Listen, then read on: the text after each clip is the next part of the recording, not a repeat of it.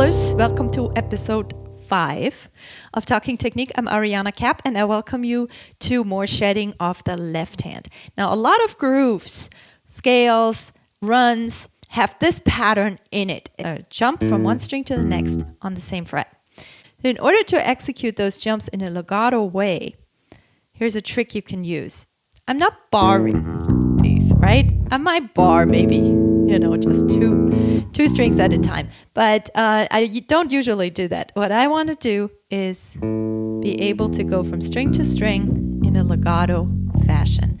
And a good way to do that is to move my hand while the string is ringing. You have to be careful not to do this, meaning bend the string, because obviously that'll knock your tuning out. So here's a close-up of what's happening. This string jump from one string to the next being a combination of two movements, a very quick jump and a movement that happens while you're having the string depressed. So while I am having the string depressed, I'm basically doing this. See, it's still ringing. It's still ringing. So you sort of working your way over while the string is ringing, and then you're jumping.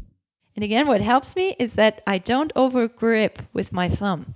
I'm staying there very lightly. It's just there for balance. That's all. Practice it without your thumb. Really shows you how little pressure you actually need. And then the exercise is as follows. Do this with the first finger. And then you can go backwards. And then shed that finger, then you do it with your next finger. I'm just removing my other finger so you can see better.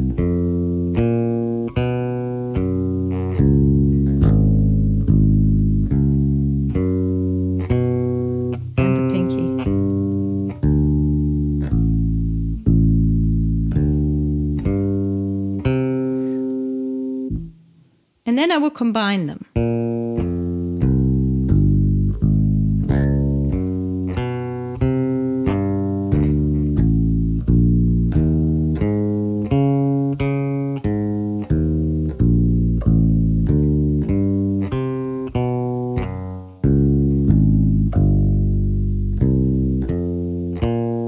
Now, at first we started going this way.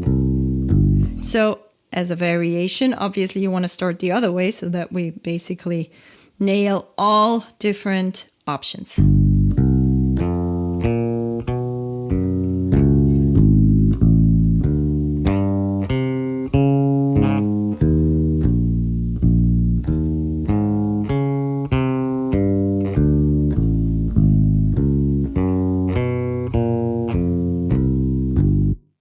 In what I just played, I tried to give you a good view of each individual finger crossing the strings. So I moved the other fingers out of the way. But what I typically do is I have the other fingers there, right here, very close by, to support the others. They can mute, they can just be there for support. I don't like stretching them away from the fretboard.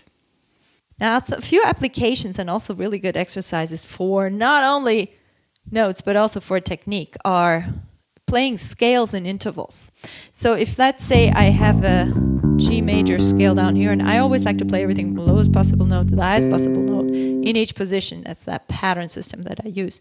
And what you want to do is you want to go from the first note in that position, which happens to be the seventh note of the scale. I'm going to go up a fourth. Okay, and then I go to the root, up a fourth, to the second, up a fourth, gets me to the fifth of the scale, third to the sixth. You can say, you can say the scale degrees as you're doing it. You can say the note names as you're doing it. So there's lots of applications for this. But what's really neat is that you get to practice your string jumps.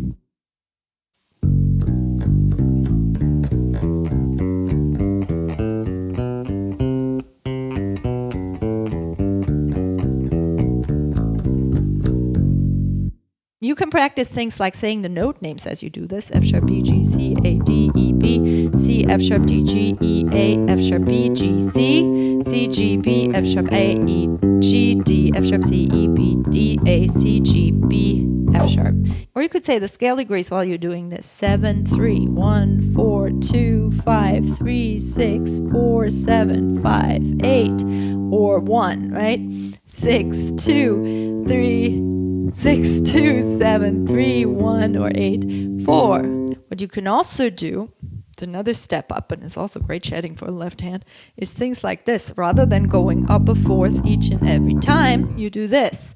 You start from the higher note and go down. It's actually essentially the same pattern, but for some reason it's a little harder because we have to think from the top down, right? And then you reverse that.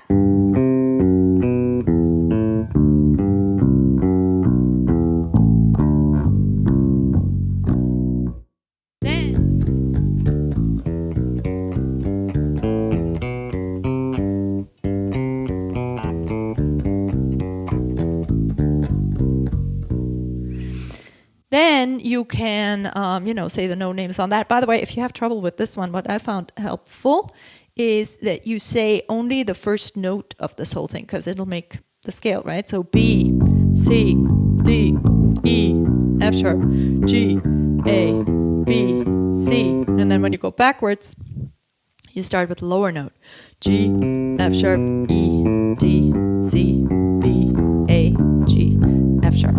Okay? And then you can combine the two. You start one with the lower going up, and you go to the next note and go down.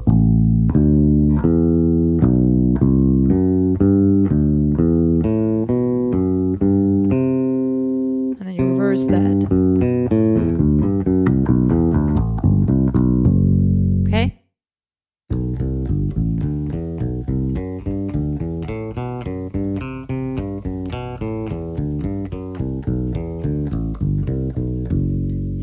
Then you can start on the other foot, so to speak. So rather than starting with the lower note going to the higher note, I'm starting with the higher note going to the lower.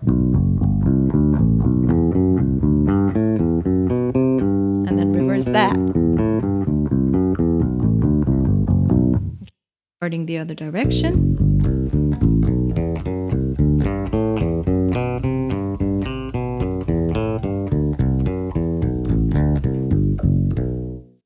So just a few ideas to put these jump from string to string, which occurs so many times in all sorts of grooves and in all sorts of contexts, into a musical context. And I recommend as you're doing that, why not take an opportunity to also shed your right hand and make sure that you're always alternating. Index, middle, okay? That's a really good opportunity to do so because, as I said in episode 4, I think it's a good idea to decouple the right hand from the left hand and reach independence. And you can obviously do that in different keys, different positions on the bass, so the opportunities and possibilities are endless. Today's tip is a right hand tip. My 2 fingers have different lengths. If I see that the string would be coming through right here as I pluck it, you can see that one finger would grab more, with one finger, the string would grab more flesh than with the other, okay? So that, of course, means that this note, plucked with the longer finger, would be louder. And in a rock groove that I aim to have as even as possible, that might become a problem. So if I am not careful, it's not going to sound even. So instead of coming at the strings at a straight angle, I am slightly scooting the fingers this way to compensate for that distance in length. And another tip, basses sound different depending on where I strike them in relationship to where the pickups are. So if I really want to sound even, then I can compensate for that for that different sound depending on where the pickups are, and I can make this tiny little movement that locks me down to the same spot. And I think that's helpful to make it more even sounding as well. I believe that it's very well worth the time and effort to practice pumping 8th note grooves or fast 16th note grooves and just make them sound as even as possible. When you get into the studio, you want to see those waves to be as even as possible. You don't want to see every other one pop out because one finger has a different sound than the other one. Okay, thank you very much for watching. That was episode 5, Talking Technique. Signing off for today, Ariana Kapp. Cheers.